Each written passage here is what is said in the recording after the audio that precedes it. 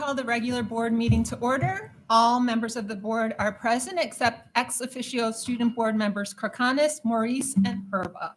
Mr. Biscaglia, would you please lead us in the Pledge of Allegiance to the flag?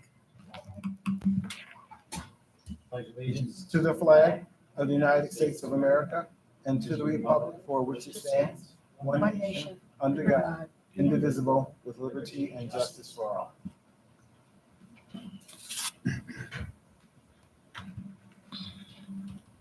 May I have a motion to recess into executive session to discuss employment matters relating to particular persons and proposed litigation?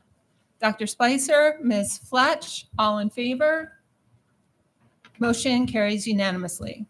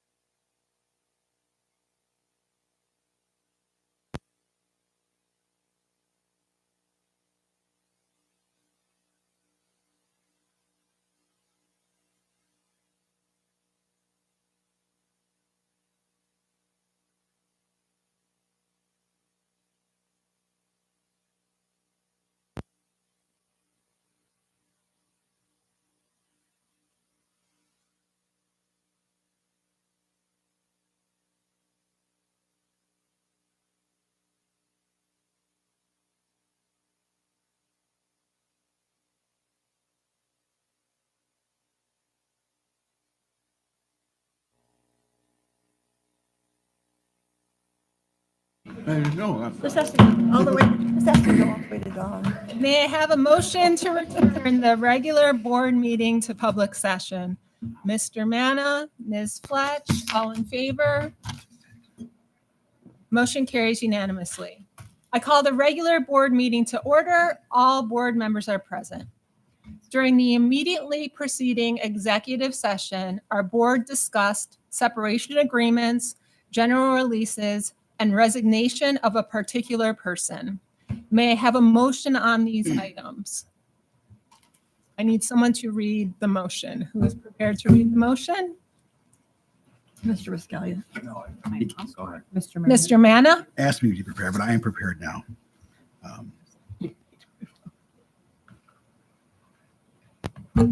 I move the adoption of the following resolution. Resolved that the Board of Education of the Williamsville Central School District, upon the recommendation of the Superintendent of Schools, hereby approves the separation agreements and general releases discussed during the immediately preceding executive session, including the resignation of the identified staff to become effective as of September 1st, 2025. Okay, so the motion by Mr. Manna, may I have a second, please? Ms. Poulin, all in favor? Motion carries unanimously.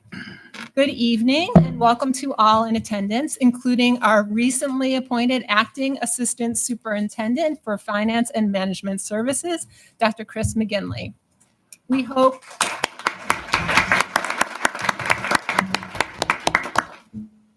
everyone had a strong start to the new school year. Please be advised that in the event of a fire emergency and an evacuation should be necessary and an alarm will sound. Please know all marked emergency exits and evacuate well away from the building. At this time, we request that everyone turn their cell phones and other electronic devices to silent. Thank you. We are now on item 3A, board acknowledgements. Do any board members have acknowledgements they wish to share this evening? All right, that makes it quick. We are now on item number 4. Did we have anyone signed up for public expression? No. Okay, we're moving on then. So, Dr. Brown Hall, we're at you already. I turn it over to you for the community update, math presentation, and preliminary elementary class size report. Thank you very much, Board President. So, exciting times as we start the 25-26 school year. The clicker. There we go.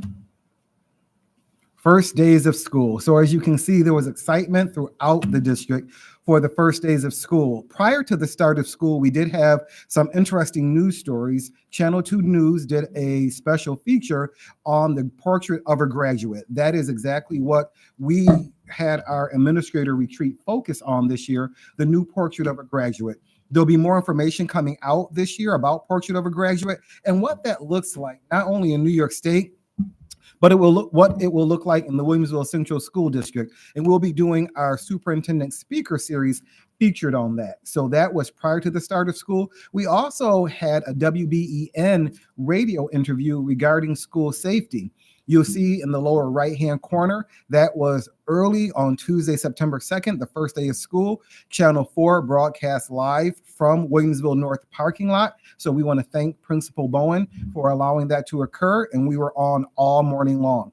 The students were so excited. They're all engaged on the first day. It's the excitement for the entire week of students getting back into the swing of things, and we love the routine of the fall. So we had a very good start to the school year. Transportation is working well now. The My Ride app is working well. So it was a great start to the school year last week.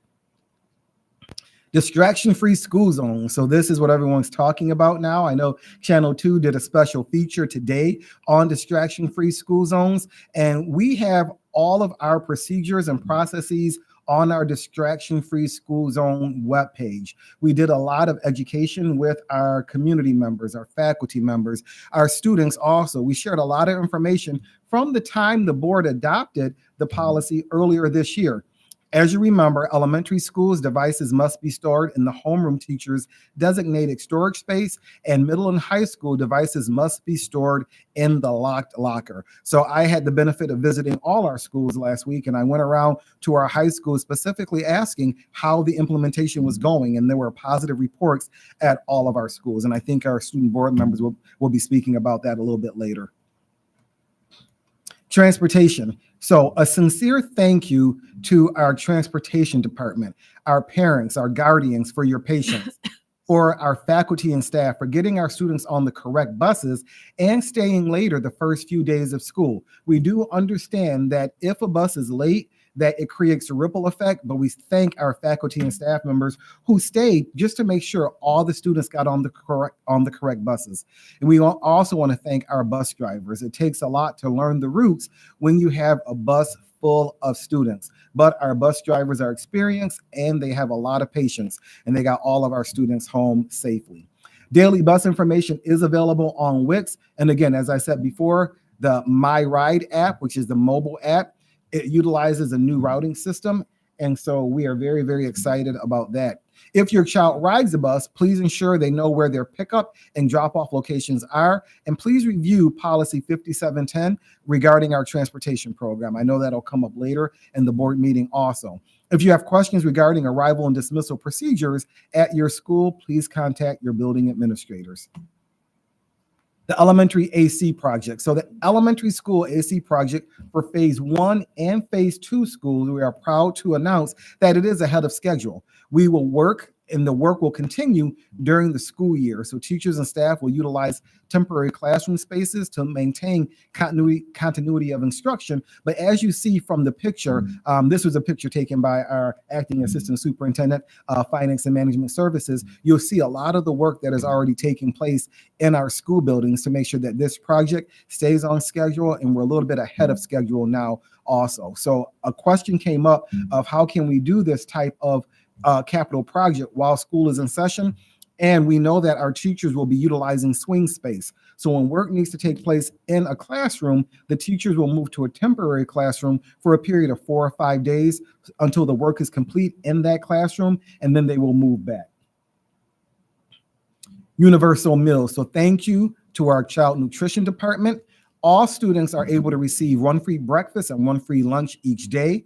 Right now, the selections will be limited until we get a handle on how many students will be eating breakfast and lunch, and then we will add to the menu as we continue throughout the school year. But yes, every student, I know my brother-in-law said, let me get this straight.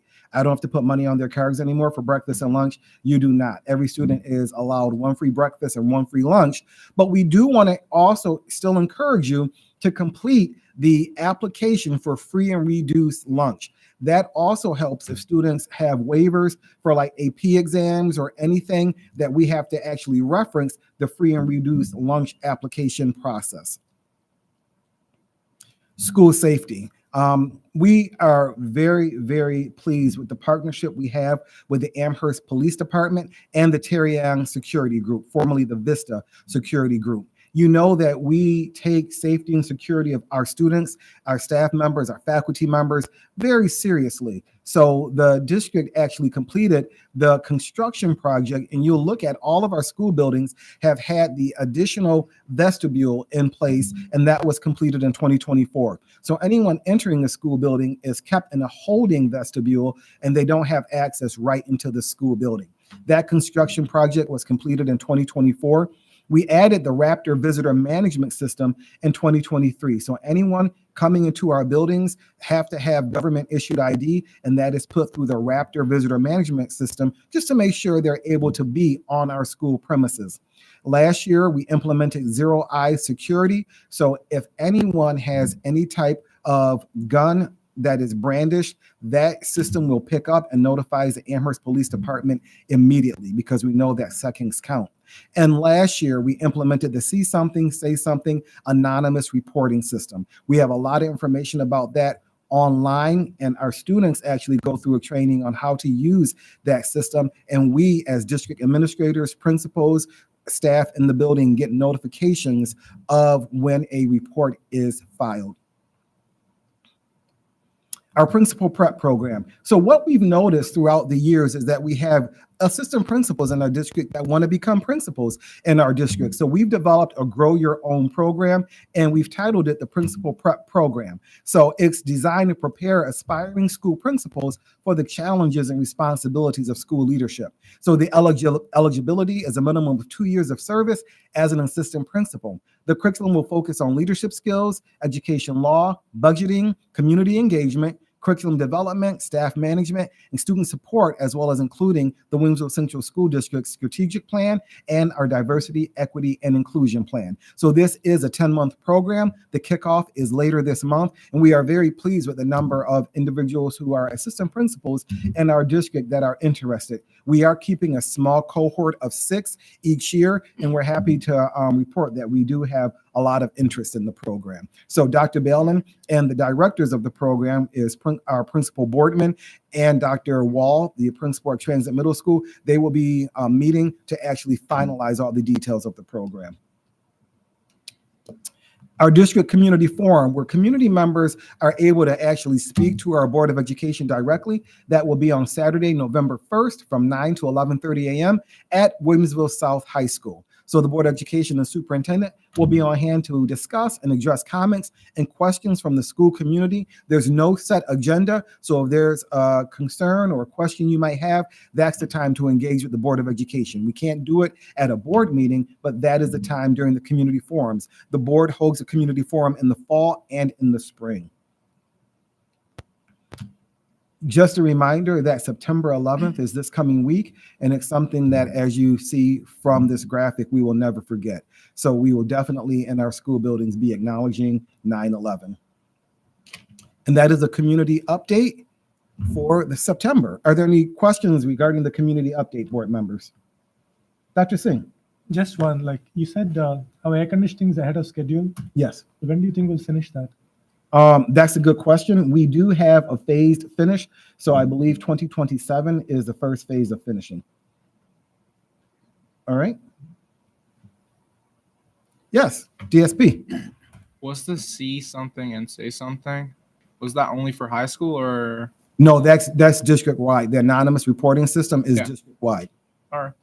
Thank you. Absolutely. Our next item, we have a curriculum update. So what we did last year with the superintendent speaker series, it was curriculum focused. And so this year we have a curriculum update on our math program, our curriculum program, our math program. So I will invite our assistant superintendent, our acting assistant superintendent of finance, who is formerly our district's director of mathematics, and our chief academic officer, our assistant superintendent of curriculum instruction, both Dr. Marie Balin and Dr. Chris McGinley, to the podium. Thank you. We just wanted to say thank you to Dr. Brown Hall. Thank you to the board, and we look forward to presenting this evening. Dr. McGinley? Thank you very much. Thank you very much. It's a pleasure to be here tonight to showcase some of the remarkable work that we do in our schools every single day, and what really sets us apart in mathematics, almost as a national leader. So long before we heard of Portrait of a Student, under the leadership of Dr. Marie Balin, we began looking at developing competencies in students. And for about the past 10 years or so, we have really focused our mathematics curriculum in developing these 5 competencies that you see here: number sense, visualization, generalization, metacognition, and communication. These competencies will serve our students across all grade levels and beyond high school with these skills. And there's no better way to really see these come to fruition and in action than through this video that we're going to play for you.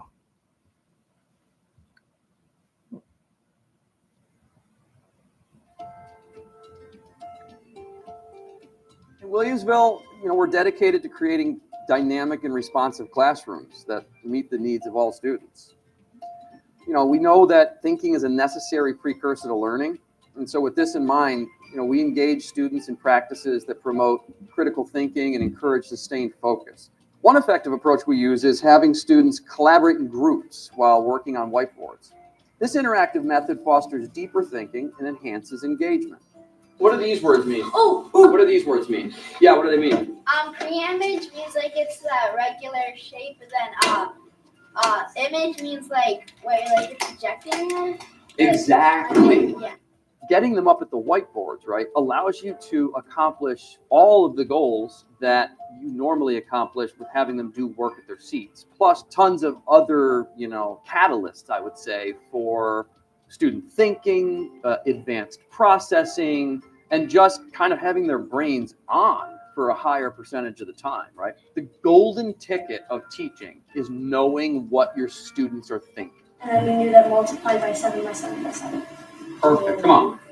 All right, so guys, the bouncing group to group, you're just learning about how kids think about math. The students are sharing their ideas with each other verbally. They have the whiteboard space to kind of share their ideas in a symbolic or pictorial, but either way, a visual way, kind of a common space. And so it's like a beautiful combination of like rigor, thinking, and like fun and social interactions that kids need. It's buzzing, right? And it's buzzing with active intellectual energy. 2x plus 6. Honestly, it's just been really eye-opening because I truly do get to hear from almost every single kid, every class, what they're thinking, how they're thinking. All right, explain to me what we did up here. It's really nice to move around. One of my favorite classes is math because we could do these stuff. When you have to process through something, you remember it so much better. When they're up on the board, you are catching them in the moment. They are talking through problems. And the more I hear, and I'm like, oh, they're getting loud. I'm like, oh no, they're just talking about math. But now I get to see these, like you said, light bulbs going on in these kids. And I get to see actual daily growth in kids. It's a lot better because it's more engaging, and we really feel like we're figuring it out. And we also get to be moving more when we're up rather than being cramped at a desk. So I think we just get a lot more movement, and it really helps us solve the problem, and it makes it a lot less stressful. The kids truly enjoy the freedom of just being able to do math at their speed, with other people, and their grades, their knowledge has truly shown that they are really learning and doing higher level thinking all the time. Sense making then is really at the heart of our approach. It's about understanding the why and the how behind the math. We begin this sense making process through hands-on experiences where students can engage directly with the material and visualize abstract concepts in concrete ways. These experiences not only help students develop structure and strategies, but also enhance their ability to visualize and generalize mathematical ideas. As they do so, they build their confidence and strengthen their skills in the other competencies, such as number sense and communication.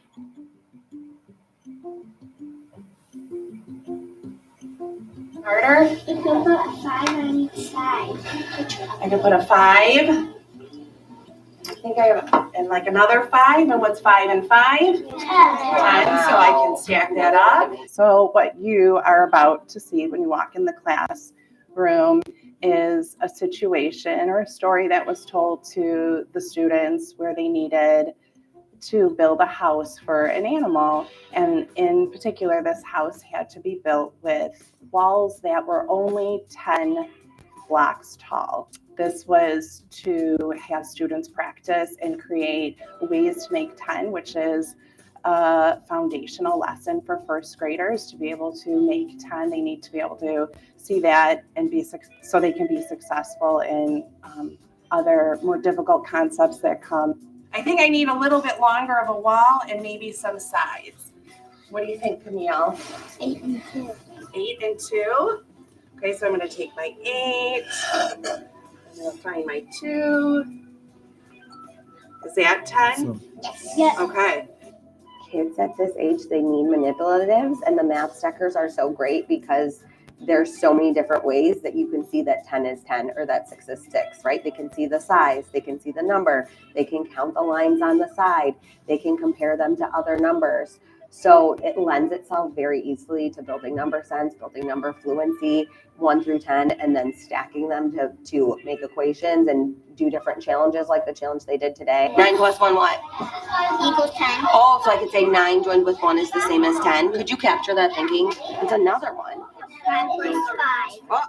Oh, go for it. You don't need me.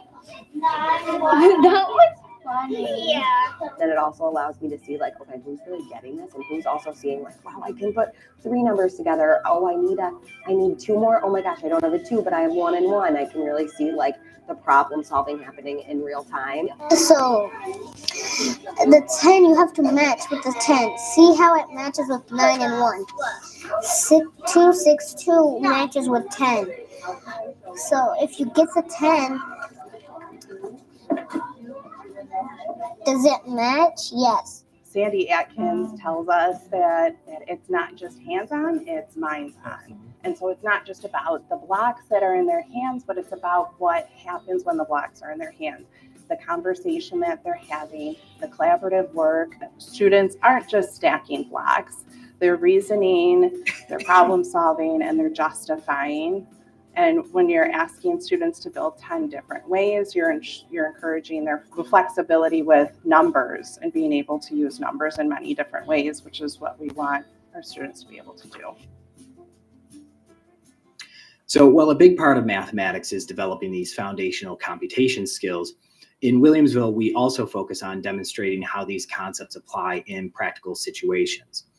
This approach helps to build students' confidence and empowers them to apply their knowledge in meaningful ways, both inside and outside of school.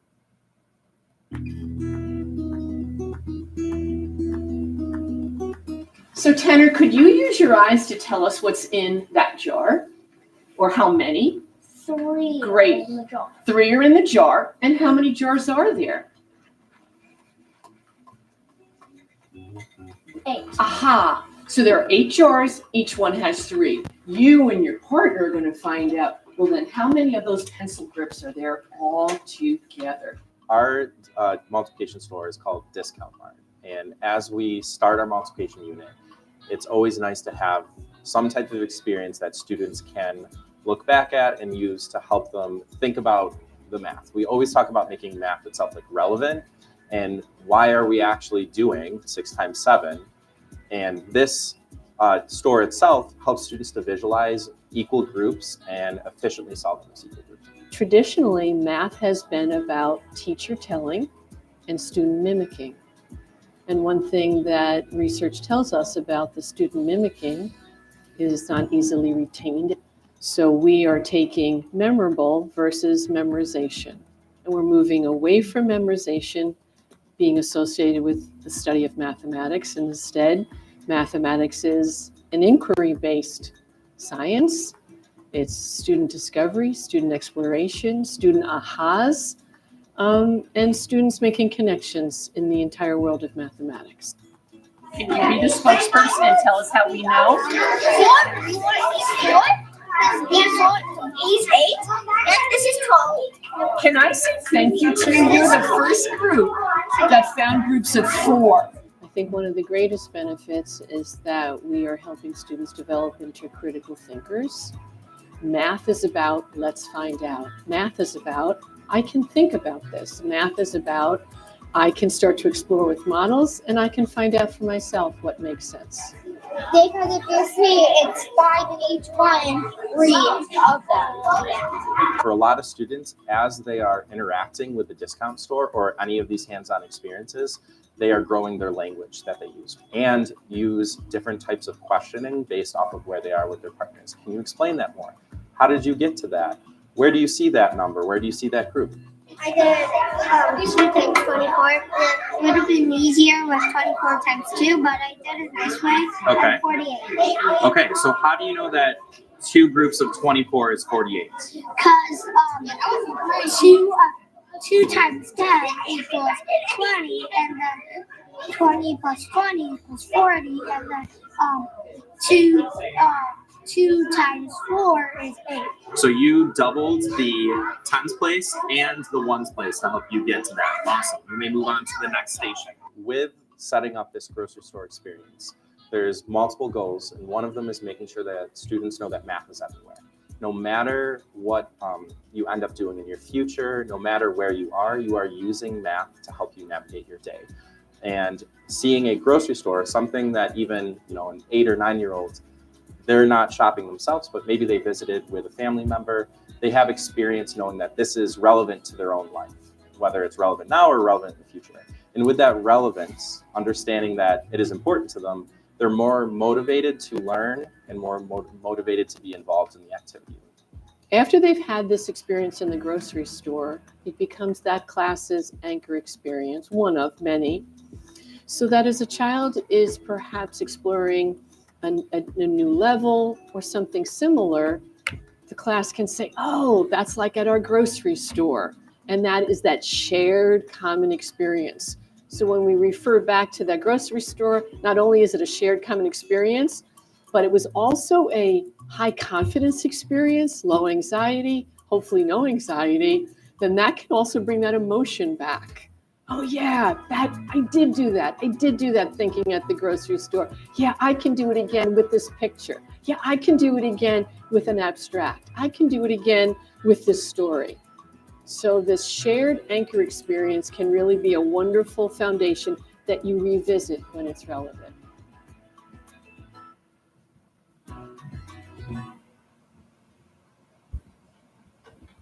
Just in closing, we wanted to make sure that everyone knew the video will be available as part of our presentation online.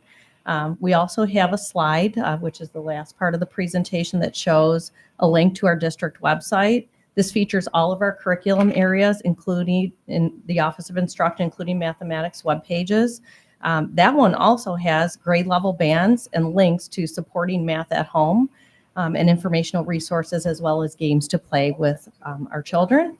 Also, we included the link for our accelerated coursework page for middle and high school. This includes robust information on the math pathways and opportunities. And last but not least, the full video from the speaker series that Dr. Brown-Hall mentioned just a few moments ago. There was a full presentation on math and computer science. In closing, I just wanted to say thank you and express my gratitude to Dr. McGinley. As you can see, mathematics and computer science are very robust programs in our school district. There's a very, very comprehensive articulation of all of these programs on our website. We hope that our community will visit that. But thank you to Dr. McGinley, because this is a decade and a half of outstanding work that he's done with our teachers in our school Absolutely. community. So I wish to thank him for that. So Awesome. we're happy to answer any questions that anyone may have. Any questions, board members? Amazing presentation. Thank you Thank so you much. very much.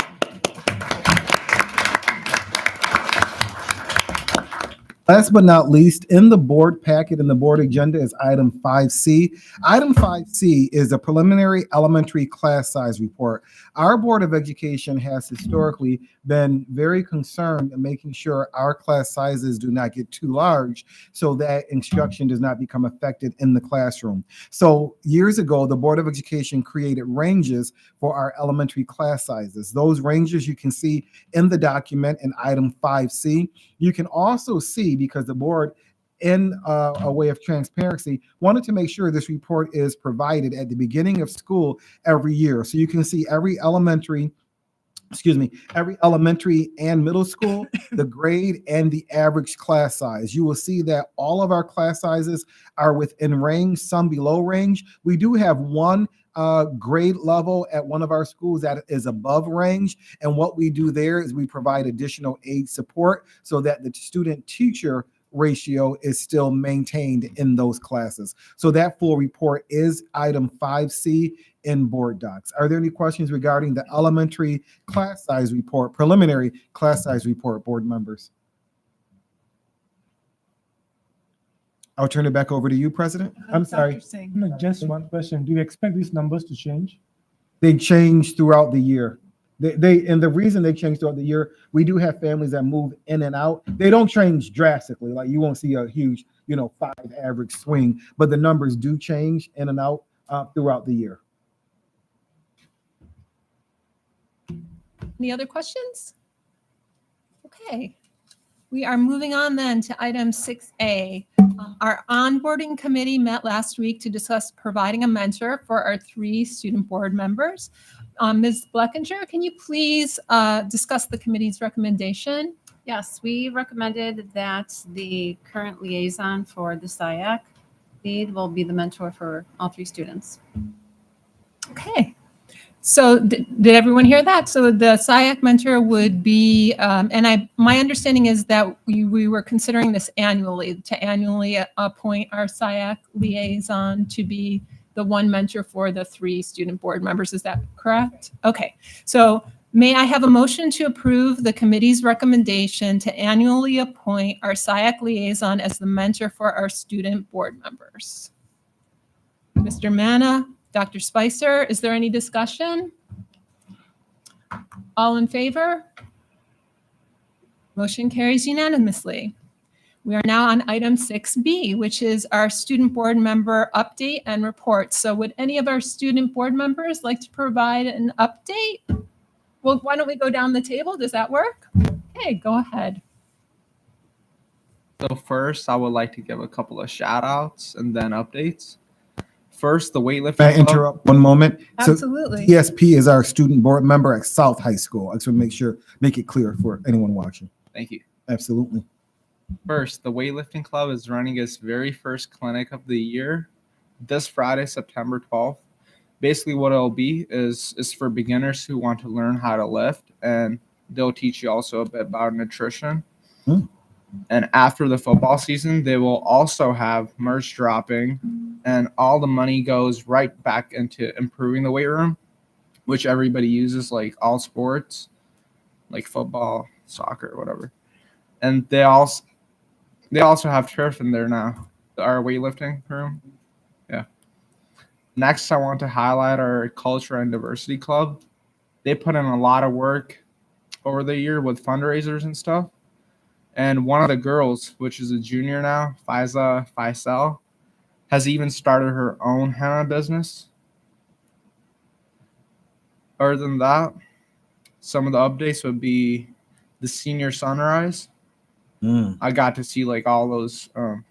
I don't drive a car myself yet, but I got to see like all the cars being decorated with 2026 graduating years. It was honestly beautiful. Awesome.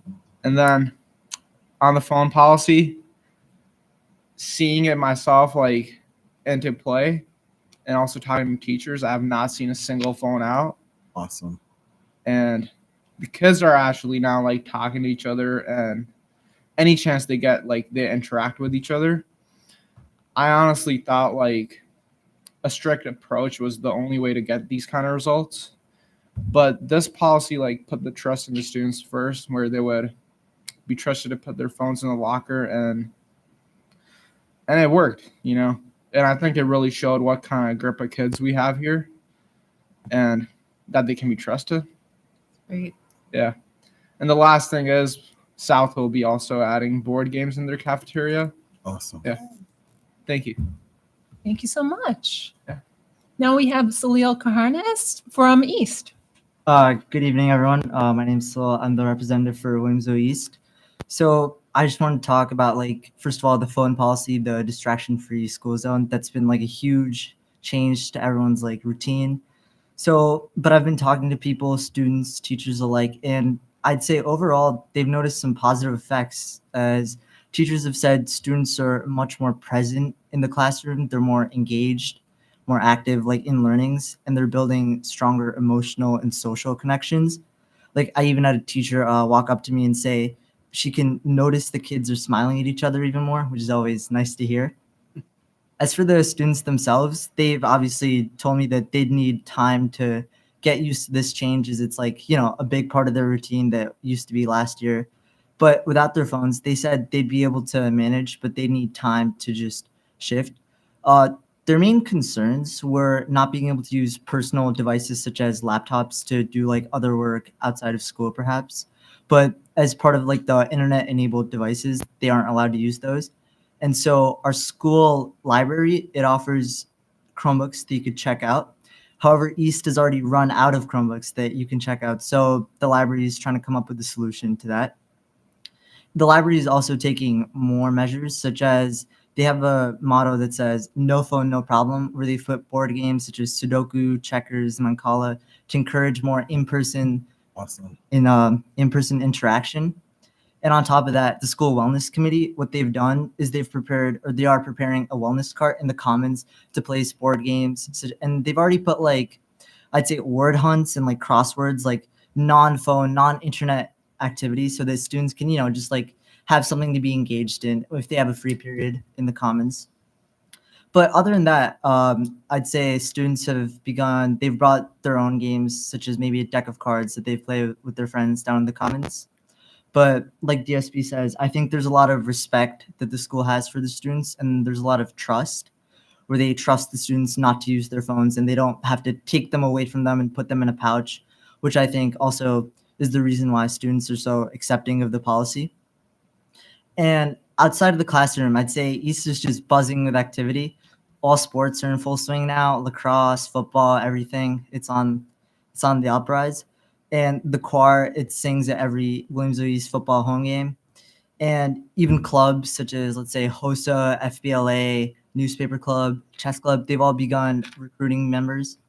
And so there's a club for really everyone to try out. So there's something for everyone, I'd say. And as for upcoming events, we have Williamsville East Homecoming Week is from October 6th to October 11th. And the biggest thing I'd like to note is the Taste of East Bonfire, which is held outdoors on October 9th. And I encourage everyone to attend that, as it's truly wonderful. As every club from Williamsville East has a sort of table that they set up, and they sell their own food or dish. And they all promote, this is all raised for fundraisers and stuff like that. So this is a great way to support clubs, and I invite everyone to just take part in it, as it's a great experience. Awesome. Thank you so much. Now we have Giselle Maurice from North. Hello, everyone. Good evening. My name is Giselle Maurice. I'm the student rep of Williamsville North. And like everyone else, fall is very busy with a bunch of events and back to school. So as some of you may know, North is very involved in Unified, which is a sports movement that involves all students of all physical abilities, gender, etc., and kind of just getting together. So Unified Volleyball is in session and should be having the first game at the end of September. But Williamsville North is a pilot school of a new sport called bocce ball, or not new sport, but a new unified event called bocce ball. So they're recruiting students, and hopefully that if they have enough, it'll spread to other schools, and that along with volleyball, we'll have bocce ball. And I know in the winter, we also have basketball and then a few other sports, I believe. I'm sorry. Bowling, yes, thank you. Bowling in the winter, yes. Yes, and basketball in the spring. Thank you. Furthermore, junior at Williamsville North, Miles Katzman, just started a new club called the Sports Management Club, which is kind of the behind the scenes of sports. And they've been working with our athletic director as well as assistant principals, Miss Tong, and hopefully getting students involved that are interested in sports management or also the health side of sports, and working with our athletic trainer, Lucas, and kind of getting students in like a hands-on role to explore this career. Furthermore, we're having a new campaign called the Be Good, Do Good campaign, which is modeled off of Josh Allen's MVP speech, where he says, be good, do good, but our version is be good, do good, go Spartans. So every Tuesday, or sorry, the first Tuesday of every month, will be Good Tuesday, and student council will be having various activities to promote positivity, service, and community building. And we'll also be selling on the online Spirit store, Be Good, Do Good, Go Spartans shirts to wear on Spirit Fridays. And Will North is definitely community driven, so this will kind of bring us all together through something that we're all kind of connected through, the Buffalo Bills, and hopefully increase the spirit in Williamsville North. Furthermore, going along with community, during homecoming week, all varsity athletes are invited to Heim Elementary to read books to students there. I myself will be participating and kind of just grow the community between schools. And that's kind of what we're kind of pushing through having student board members, not having divided divided high schools and not having divided high schools, elementary schools. So through this movement, we'll also be increasing spirit during homecoming week, but also connecting with our younger students. And to kind of piggyback off of what Salil and DSP said, the distraction free has been going amazing at Williamsville North. Like always, it's going to be hard to get a bunch of high school students on board, but I'd say it's been going pretty well. There's been a few reminders, I'd say the first 2 days, like of students kind of forgetting to put their phones in lockers. But aside from that, I'd say it's been going pretty well. I've also noticed in the hallways it's a lot clearer with like less traffic because no one's really staring at their phones as much. But aside from that, I would say that the community aspect has been great, getting it to talk to people, but also the teachers also been doing a great job at kind of setting an example. I know a lot of teachers have, I guess, like put a restriction on themselves to avoid using their phones or non-school sanctioned devices during the school day, and kind of like leading as example so that students are tempted in a way to take out their Apple Watches or phones or other devices. And unlike Salil said, we have been doing pretty good as far as Chromebooks and getting students to use that during their free periods or study halls.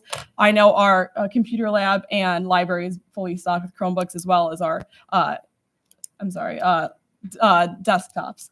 And then our homecoming week starts next Monday with our new, pep rally on Monday, where we're supposed to be having a bunch of activities such as a sing-along contest, hula hoop contest to start the week off strong, and then our pep rally on Friday, followed by our homecoming game and homecoming dance. Very cool. A lot of exciting events and new clubs and new things in stock for North. Thank you. Thank you so much. Thanks to all three of you for those amazing reports. We really appreciate hearing about all the activities that are going on at each of your schools and hearing a little bit about how things are going with the new policy implementation. So thank you for sharing that. Do any of our board members have anything to discuss related to our student board members before we move on to the next topic? Dr. Singh. I mean, I spoke to Principal Swenson yesterday, and he said your comments have become very noisy now. I think, yeah, there's a lot of people who are just talking to each other more. That's part of like the social interaction that I think the whole like teachers, they've noticed that as well. Dr. Spicer. I have two questions for y'all, but they're not hard. So the first one is, you mentioned a lot of club activities. How do students find out about what clubs are doing in your schools? Anyone can answer. I can share for myself. I know a lot of clubs have their meetings announced on our announcements in the morning at least 2 days prior, but I know a lot of clubs also have Instagram pages or other social media pages so that they're able to be posted in advance and spread the word throughout. And also a lot of clubs are on Remind, where all club members are able to join the Remind and get reminders throughout the week and throughout the month when meetings are upcoming. Yeah, I'd say Williamsville East, a lot of clubs, they put up posters and like throughout the halls that students can look at. And obviously on WITS, they also have like a school clubs page where every club gets updated. But even if students don't check those, we have like TV screens in our school that show like constant updates about new club meetings. And I know even like members, people from, let's say FBLA, they certain members from FBLA, they'll go into business classes and they'll give like a quick speech about FBLA and like why you should join, which is what some of the more larger clubs do. And then Google Classroom and Remind, like Giselle said, those are also ways they communicate with old, and that's how they recruit new members. Other than what both of them said, South does have all those things. And another thing, we also have like a Billy's Broadcast Club, which basically like is connected with all the clubs and reports on like what's happening. So it's just one page you need to follow on Instagram, and it tells you about everything that's happening. Okay, thank you. And can I ask my second question? Is that all right? Thank you. My second question, I'm just curious, you mentioned the Chromebook thing and the library. Are you seeing different traffic patterns between the cafeteria, the library, as far as how students are occupying their time during breaks and lunches? I'd say like the library, they've had like, other than the Chromebooks, I'm seeing they ran out of Chromebooks as in to take home or to use in other classes. But I know each class or most classes, such as in like the science department, they have their own like Chromebook cart section that teachers are supposed to use for in-class activities, but they're not allowed to lend them out to students to use during their own time. But students always come up to the library and there's always Chromebooks available to like print something. But I'd say in the commons, students if you check out a Chromebook from the library, then they bring them down to the commons to do their work. Perhaps that's what I was referring to. Got it. Thank you. I want to add something. The only trouble we've had with Chromebooks is not being able to use them in cafeteria. And I heard from Giselle they have like a computer lab. Maybe that will be a solution. I was just made aware today of it. I don't have any lunch period, so I didn't know about it ahead of time. But yeah, Okay. about it. Thank you all. Okay, anything else before we move on? All right, thank you all so much, and thank you for the follow-up questions. We are now on item 6C, upcoming events. We already talked about our board community forum, which is November 1st and 9 a.m. at South Cafe. Our board retreat is December 3rd. Our building visits are in board docs, and if any board members are interested in attending, please make sure you put your availability in the shared doc that was sent to all of us. For item 6D, we are on our board goals and implementation plans. They are also in board docs for review, and I wanted to have volunteers, as we have the past several years, to monitor each of our 5 goals. So I'm looking for a volunteer for communication, for wellness, community, sustainability, teaching, learning, leadership, DEI, and board governance. So Mr. Manna? I had communication the last couple of years. I would be happy to take it again. Okay, so Mr. Manna's volunteering for communication. I mean, I can do DEI. Dr. Singh will do DEI. Do we have anyone for wellness or teaching, learning, and leadership? Wellness? Okay, Ms. Bleckenshire will do wellness. And Mr. Buellen? No, you go. No. Okay, Ms. Poulin? Argue? I was going to say I would take teaching, learning, and leadership. Teaching, learning, and leadership. Do we have any volunteers for board governance? Ms. Fletch? Okay. So we have volunteers for all 5 of our goals. Thank you all. Does anyone have anything to add to the implementation plan that is available in board docs? Okay, I just wanted to draw our attention to, under our board governance goal, one of the things is identifying areas for improvement and then trying to identify steps for improvement. And I know at our last board retreat, we did talk about the top 2 areas that we wanted to improve were working to increase an understanding of educational issues and to improve leadership skills. And then the second thing was completing a liaison report after each liaison assignment. So I don't know if there's any steps we can add related to each of those things or any other further discussion we want to have about that, or we just want to have those at front mind this year, making sure that we are doing those things. Any discussion on that?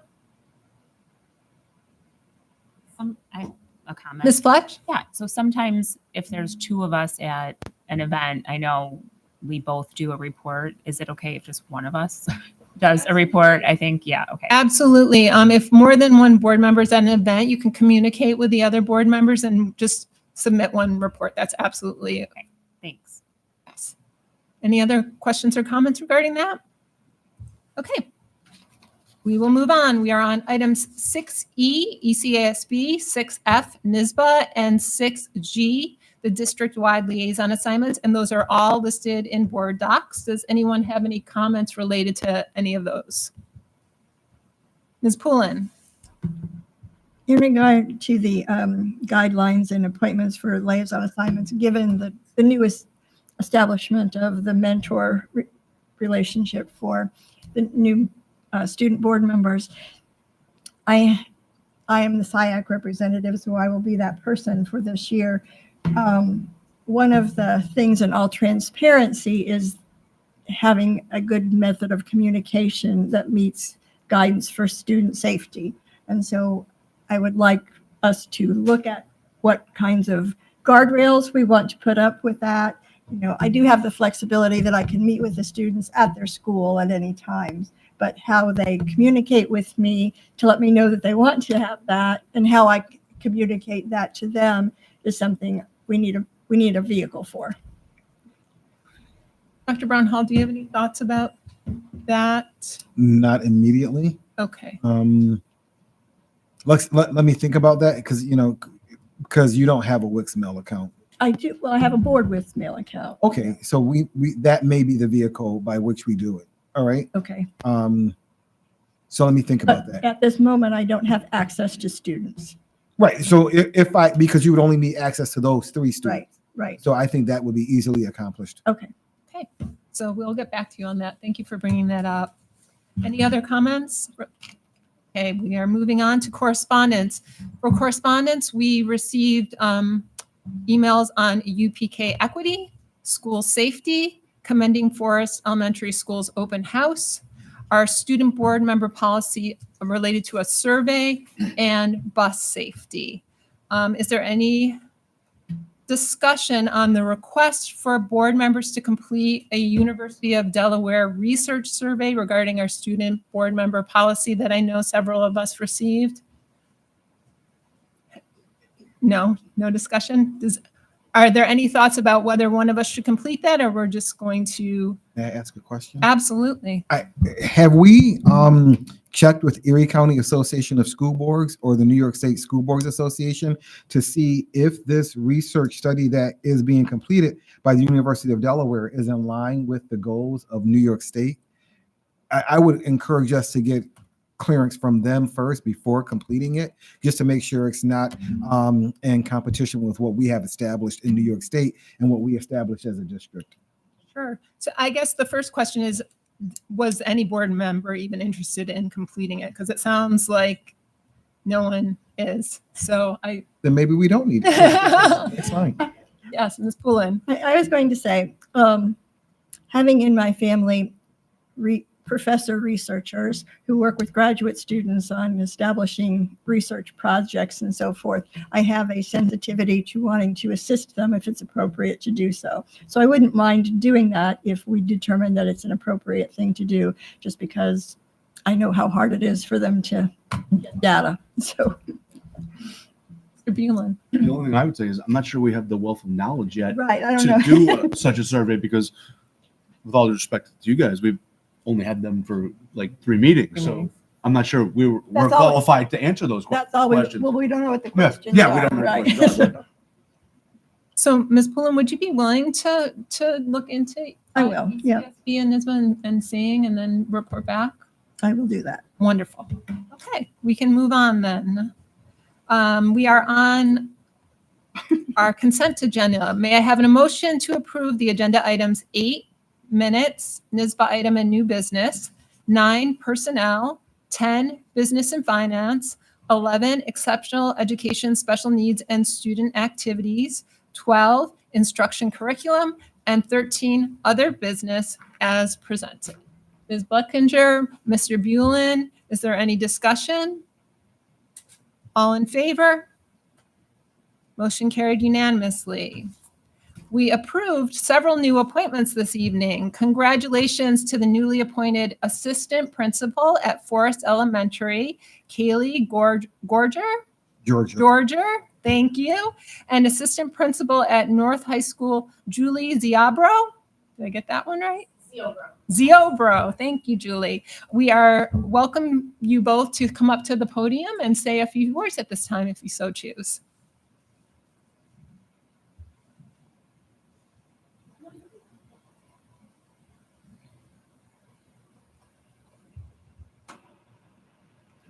Good evening, everyone. Thank you, Dr. Brown Hall. Thank you, board members, for welcoming me into the Williamsville community. I'm so excited to be here. I'm anxious to start my position at Forest, and I just want to acknowledge all of the teachers and Principal Wing and my family who came to support me tonight. So it was so nice to meet everyone, and I look forward to working with all of you in the coming weeks. Thank you so much. Awesome. Welcome aboard. Thank you. Thank you.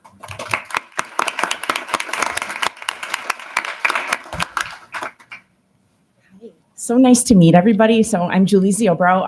I am beyond humbled and excited to join Williamsville and the North community. Thank you, Dr. Brown Hall. Thank you to the interview community, Principal Bowen. I am so excited. This is my 23rd year in education, and I am going to take the knowledge that I have so far, do my very best at North and for the students of Williamsville Central School District. Thank you so much. I'm very excited. Awesome. Thank you. Congratulations. We're going to do some pictures. So if you wouldn't mind, we usually do pictures right over here in front of the banner. banner where the flags are.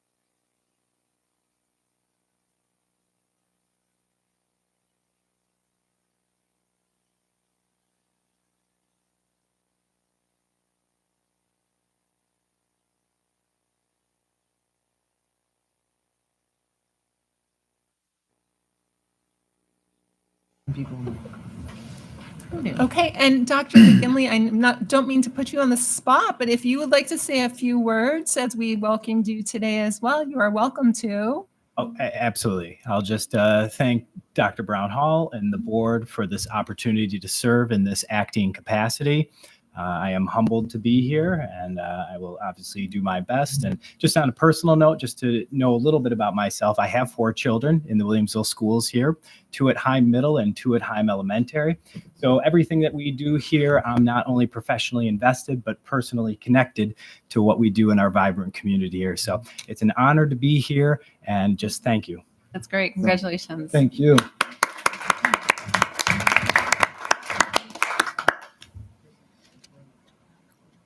Photo? Oh, yeah. Okay. Yeah. Photo op. Absolutely.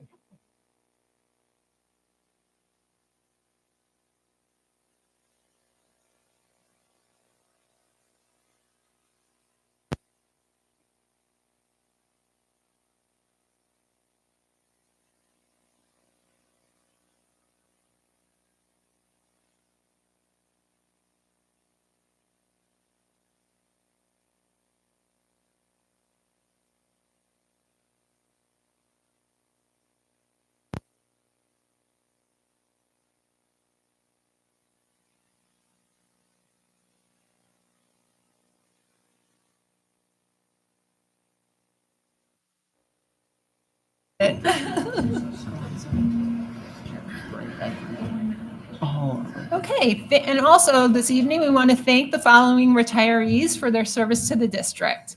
Lisa Makarian, Community Ed with 20 years of service, and Jean Rossi, Director, our District Office Instructional Media Center with 30 and a half years of service. Congratulations and thank you. There are no matters to discuss under 14 facilities, 15 legislative matters, and 16 district policy updates. Does anyone have a topic to discuss under Committee of the Whole? Mr. Manna. Thank you. It's under the Committee of the Whole. It's to seek the attorney's opinion on the legality and or the process. The Board of Education members to receive some kind of remuneration. I knew I was not going to say that word properly. Some kind of stipend. You know, and I looked at other districts city school districts or even local elected officials, and realize that, this school board does everything that we do for no pay, no benefits. So look at the Buffalo School Board, for instance. Their school board members receive $28,000 per year, and they do not care for the children of that district any more than this school board cares for the children in our district. And I'm sure we work just as hard as the Board of Ed members in the city of Buffalo. That's to give you like a benchmark of what a city school district does. Locally, your local Amherst Town Board member, they receive $35,000 a year. And I'm not saying any of these elected officials don't deserve it. Amherst Town Board is $35,000 a year, plus approximately $2,000 a month if they take the health care, plus they earn the state pension. I served 8 years on the Amherst Town Board, and I can tell you firsthand that those elected officials do not work any harder for their constituents in the town than we do for this district. This Board of Ed spends as many hours and nights away from our families as the Amherst Town Board members do. So, what I'm asking the board to consider is really a two-part proposition. Could we and should we receive some kind of stipend? So the first part is to ask one of the district's attorneys to research if this Board of Ed can receive some sort of stipend, and if so, what the process is. And that would be the could we part. After that answer, we could create a committee of stakeholders, and I'd be happy to chair that committee. We could model it after the student school board member election method committee, use that as the template and the charter, which I thought was very well put together. And they can recommend the should we part.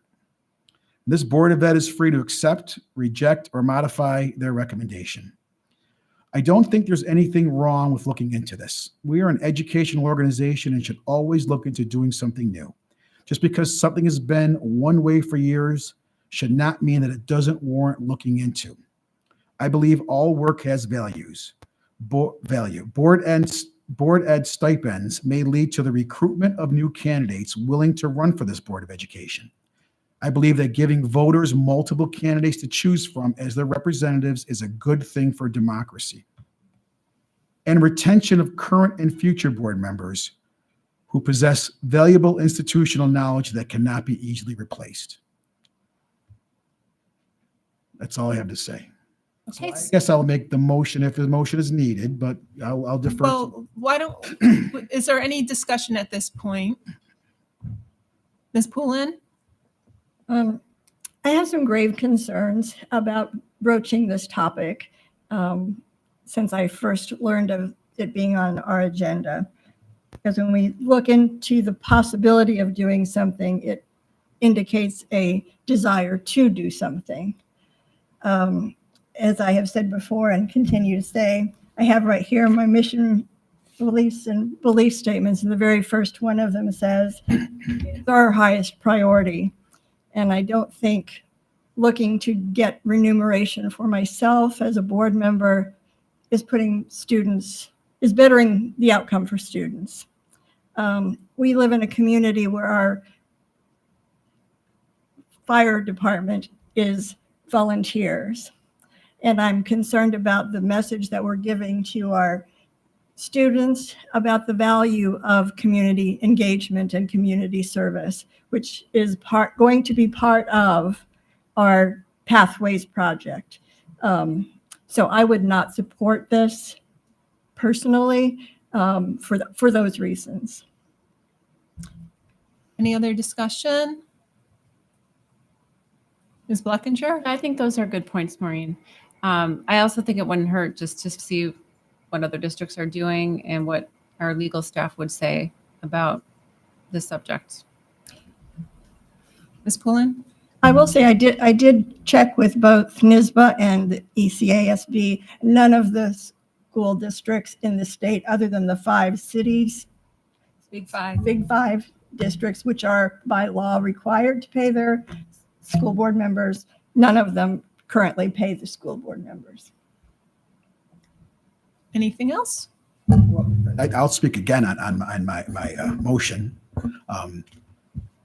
Those are valid points, and I don't think giving a board member a stipend, which would probably be a fraction of what any other elected official gets in this community, is taking away from students. When we give raises to administration or to teachers, we don't consider that taking away from students.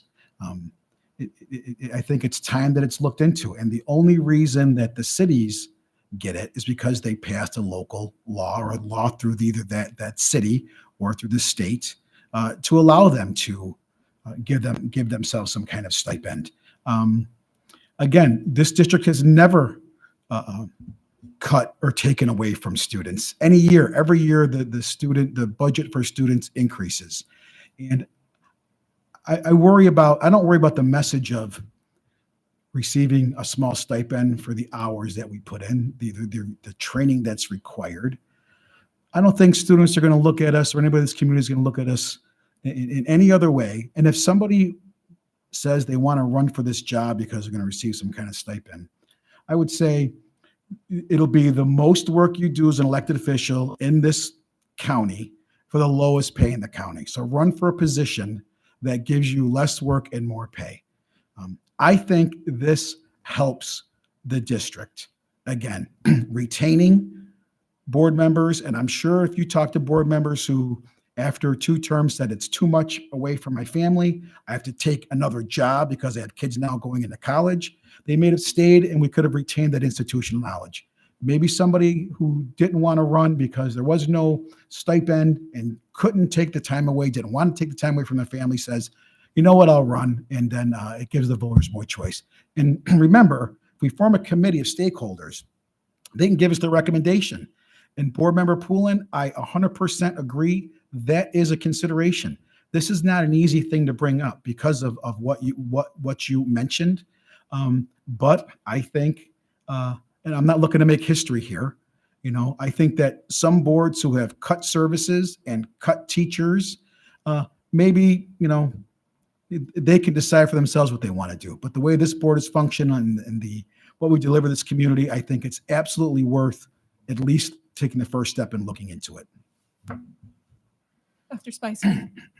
Ms. Poulin, just because you brought it up, I'm curious, do you know what the county or state conversations around, like I note that there are no other paid boards, but is there a conversation county or statewide at all? There's not. It's currently not legally viable for districts to do. There has to be a legal process created and voted upon and approved by the local community to have that. So none of them have broached that at this time. That's more what I was wondering is it obviously there would have to be a process, but has there been a discussion? Okay. Ms. Fletch? Yeah, I just wanted to make a comment. I think that I would be interested just to explore it. And I really have enjoyed my time on the board, and I'm grateful that I ran, and I'm glad that I'm in the position I'm in, but I don't think a lot of people realize how much time does go into it. I think that people think, oh, it's one meeting a month, because that's what some people, said to me. And I would encourage you, and especially if you're thinking of running for the board, you're looking at much more than that, as along with time on weekends that you're preparing, to read the agenda, and you're going to trainings, and you have your liaison assignments. I mean, this week alone, I have 4 meetings relative to the school board, which is fine, but I don't think that the community necessarily does realize how much time and hours do go into it. So I would be open to exploring it. I don't think there's any harm in it. But I think I want to definitely say that, just to Maureen's points, I do respect those and everything, but students are definitely, they will be top of mind whether I'm getting a stipend or not. I just wanted to throw that out there. Mr. Mano, did you want to make a formal motion then? I think I did, but I'll make it again. Seek the attorney's So it's just opinion. the attorney opinion at this point that That's is that on the correct? committee of the whole. Okay. Because if there is no could we, then there's no should we. Okay, I just want All to right. clarify with you that that's all you were looking for. I Okay. apologize for not making it clear. Oh, that's no worries. So do we have a second before we? Okay, Ms. Fletch is the second. Okay, is there any further discussion before we do our vote? Oh, Mr. Biscaglia. All right. Just thinking of everything that was said, being on the fence, I've had multiple parents ask me, "Oh, so you've been on the board for a while. What do you get for that?" And I go, "What do you mean? What do I get for that?" And they're like, "How much is it?" I've been asked that probably 100 times over, and I said, "Nothing." And their answer is, "So you're doing it for nothing?" And I said, "No, it's the, I originally ran because I was a concerned constituent with things that were going on in the district that I felt were hurting students.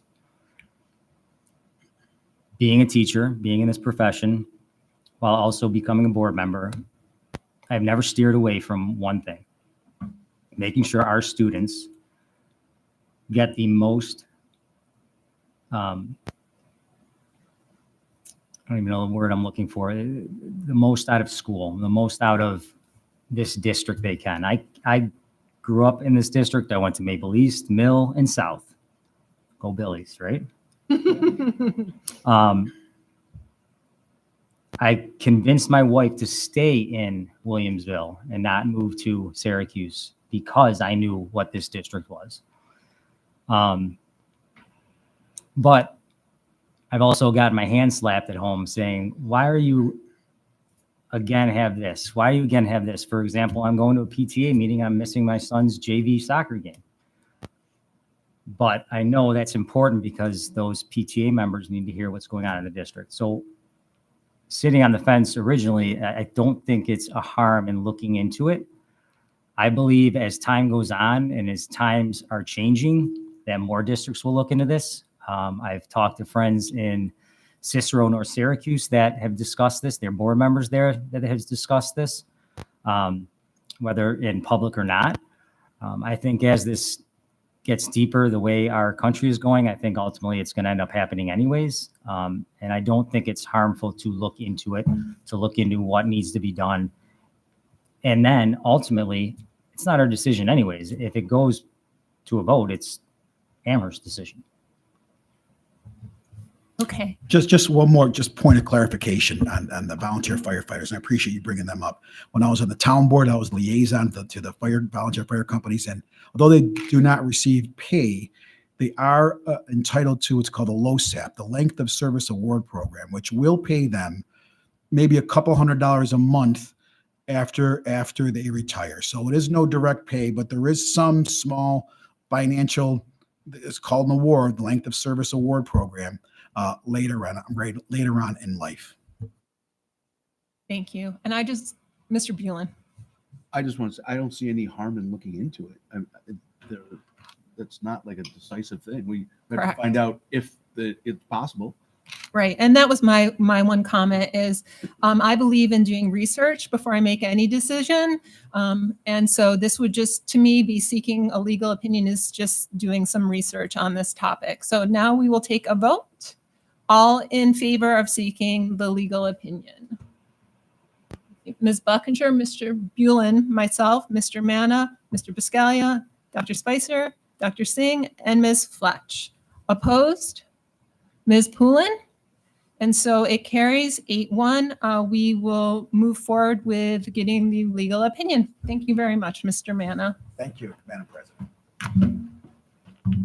And I had a topic also for Community of the Whole this evening. This basically came from some correspondence that we received and some also conversation that I've seen in the community regarding our Policy 5710 transportation program, and specifically our designated bus stops and some concerns about currently our policy reads that designated bus stops, and there are exceptions to this, but generally are at fire hydrants or at corners. And I know there was some concern about neighborhoods that maybe do not have sidewalks, if that is the safest location for those designated bus stops to be.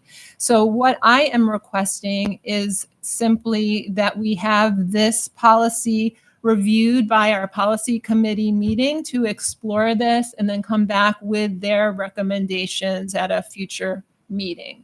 So my motion is to send policy 5710 regarding transportation program to the policy committee for review. Is there a second for that, Dr. Spicer? And is there any discussion?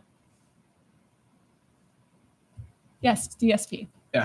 I wanted to say I ride the bus every day in the morning and sometimes in the afternoon, and so far it's been more efficient than any other year I've been on the bus. So the study is working. Thank you so much for that feedback. You're welcome. Appreciate it. Okay, so any other comments or questions? Okay, so we will vote. All in favor? Motion carries unanimously. We are now on item, were there any other committee of the whole? I'm sorry, Dr. Singh. Go ahead, Dr. Singh. There was a question that came up at the PTSA meeting at East yesterday about how much communication or emails can go out from the school regarding events conducted by the PTSA. And I think till last year at East, the PTSA would send out emails to the administration of East. And now the rules have changed or being implemented now. So they wanted more information or clarification regarding that. Absolutely. And I appreciate that question. So there was communication that was sent June 2025 to the PTSA Council presidents, and they disseminated that information to the PTA and PTSA Council presidents at the individual schools. And that information I know was reviewed. We're going to resend it out to the administrators, to the board, and so that the Endel Osuno, who is the PTSA Council president, will also resend it to the PTAs and PTSAs. What we want to make sure we do, though, is make sure we're not advertising. You can send notification through Wix. What we're looking to do also is set up individual PTA or PTSA Wix accounts that they can send the information from those accounts.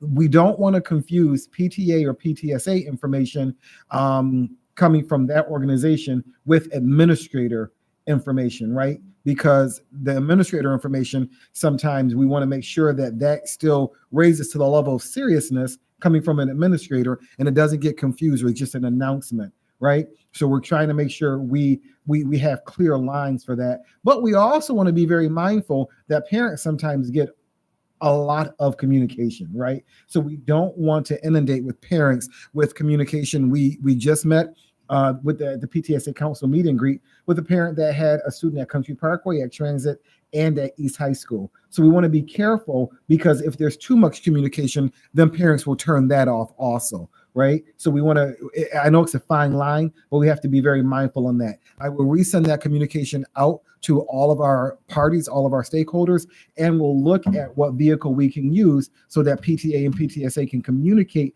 with parents, but also get administrator approval to do that. Thank you.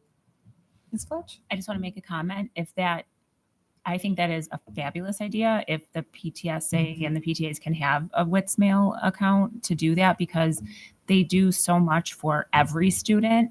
It's not a sports team where it's just for a select amount of students or a certain club. It's for the entire student population. And I think it's really important. So that would be so great, because I know there was some concern last year. Right. There would be no communication. So that's great. We ended up getting, and thank you for that, Board Member Fletcher. We ended up getting additional legal advice and reviewed our policies again. And there is a section in the policies. I'm sorry, I don't have the letter in front of me right now. I know I read it at the event earlier, but there is a section of the policy that allows for that because of the relationship we have with PTA and PTSA. But the concern is making sure that every event that's advertised, we are very mindful not to send too much communication, but also mindful that we indicate it is a PTA or PTSA event, not a district event. We have to make sure we make that distinction. Thank you.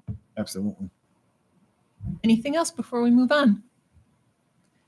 Okay, we are now on item 18A, which is our second public expression. If there's anyone in the audience who would like to speak at this time, you may approach the podium. I do not see anyone approaching the podium, so we are now on item 19. This concludes our regular board meeting. The next scheduled regular board meeting is October 14th. Is there a motion to adjourn the regular board meeting? Mr. Bulin? Dr. Spicer, all in favor? Motion carries unanimously. Thank you, everyone, and good night.